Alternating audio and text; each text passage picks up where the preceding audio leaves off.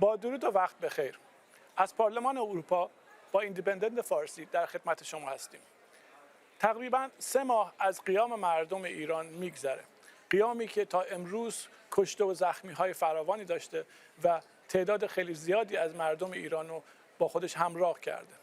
جمعیتی که برای اولین بار در طول این 43 سال به صراحت از براندازی و تغییر نظام میگن. امروز از پارلمان اروپا در خدمت شما هستیم و مهمانی داریم که برای اکثر شما شناخته شده است.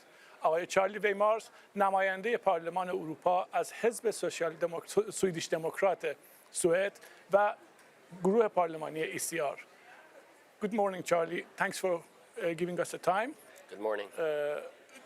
I'm going to go through a few questions which are important for Iranians, and I would like to know your opinion on the following questions.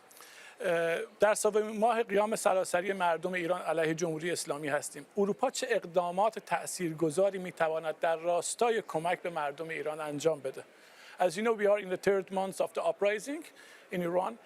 What think Europe and European institutions and EU in general, independently or as the Union, can do in support of the Iranian people? What can be done which is not done yet? A lot can be done, I think. Just like the activation of Starlink in Iran, the EU member states can urge EU companies to facilitate internet access in Iran. Secondly, I think that this House, the European Parliament, can take a stronger stance against Iranian counterparts, blocking not only Iranian parliamentarians from visiting these premises, but also Iranian diplomats. As a response of the sanctions against me and other MEPs, the Conference of Presidents discussed this yesterday, and it is good that we will not extend any invitations to Iranian officials. There will be no direct contacts, but we need to do more. We need to cancel the Foreign Relations Committee mission to Iran entirely. And we should also then make sure that no Iranian official has entry to the European Parliament. I also think that it's time now for the EU to recall its ambassadors from Iran, expel Iranian diplomats from Europe.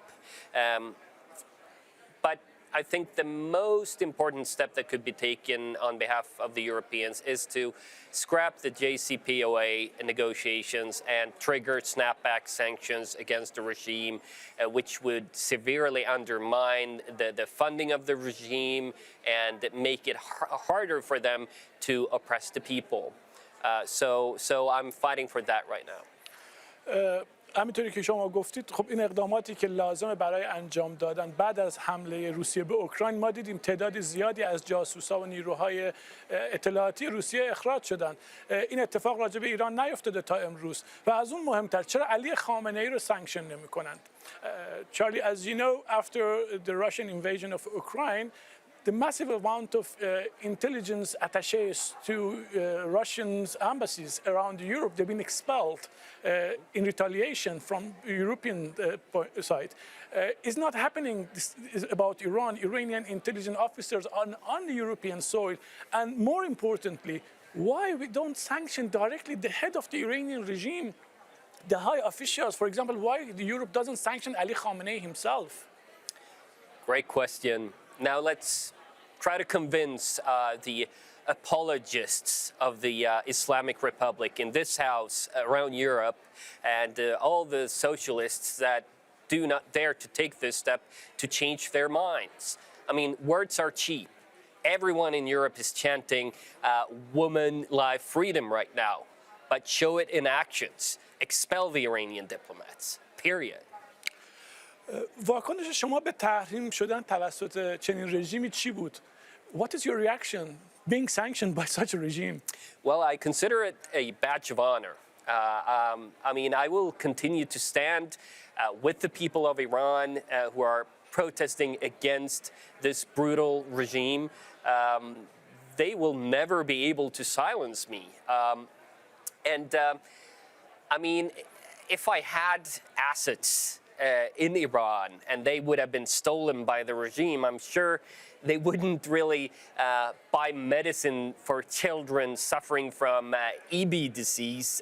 They would send it to Hamas and Hezbollah. That's their priorities, and the Iranian people, they know it.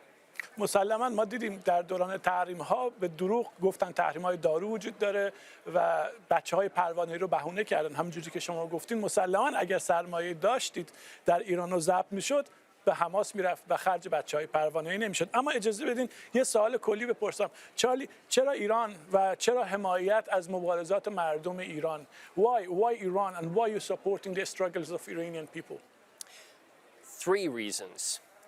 The Iranian people, Islamism, and security. So let's start with the Iranian people. I've known Swedish Iranians for 20 years. They have told me about this great people, this great culture, that the country is right now being hijacked by the mullahs. And I mean that the anti-Semitism of the mullahs and the lack of cultural pride for Iranian culture in the regime is not reflective of what is the sentiments of the Iranian people. And I just hate these great people being suppressed by these mullahs. That's the first thing. And I also want to help them finalize the 100-year-old struggle for self-determination, democracy, freedom. If I can do something, I should. Second thing is Islamism. The Iranian people is facing Islamism, as are we in Europe. It's a global struggle. And I think it's time for European politicians to realize that what Iranians are going through is something that we all will be facing if we are naive enough. So it's time to stand up. And the third thing, if Iran was ruled by its people rather than the mullahs, it would contribute to stability in the Middle East, in the world, instead of being one of the most violent and destructive regimes in the world. Allow me to correct you on one point to avoid any misunderstanding. The struggle for democracy in Iran is for the last 43 years. We had a great democracy prior to that. I mean, after the monarchy revolutions 100 years ago, for a period of Pahlavi, at least for the big amount of that, we had a great democracy. My point is that it all sort of started with the constitutional revolution, and that's 100 years ago. And step by step, Iran was on its way to become a fully fledged democracy in the way that we see it today. And that effort was destroyed by the revolution 43 years ago.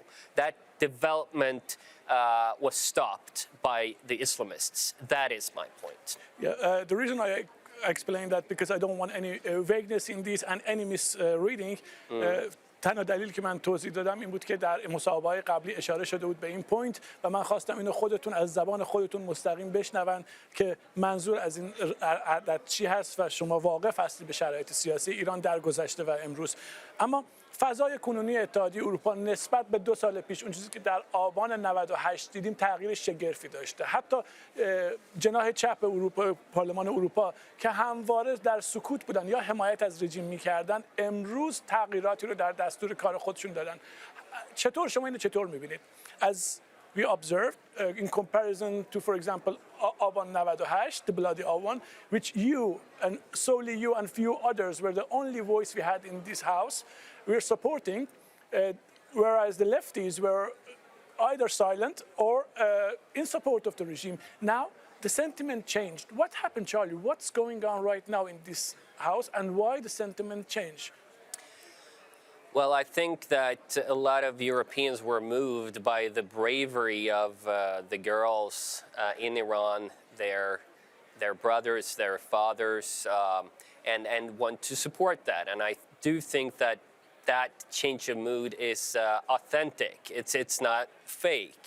But if you change your attitude towards the events in Iran and start caring, I have a few good, ideas for how to improve. Number one, stop trying to uphold the JCPOA negotiations, because a deal there would just strengthen this regime. Number two, stop financing pro-hijab campaigns in Europe. I mean, you see it when the EU funds hijab is freedom campaigns. You see it in the city of Malmö in my own country, Sweden, which is funding a campaign called Modest Fashion. And modest means wearing a veil, a hijab. You can't do that while at the same time claiming to fully support the girls of Iran. Like I said, the struggle against Islamism is global, and I do think that European Iranians have a lot of important things to tell liberals and socialists in Europe who don't really get it. It's time to help them get it. Thank you very much, Charlie. با تشکر از این فرصتی که به ما دادید. Thank you. Thank you.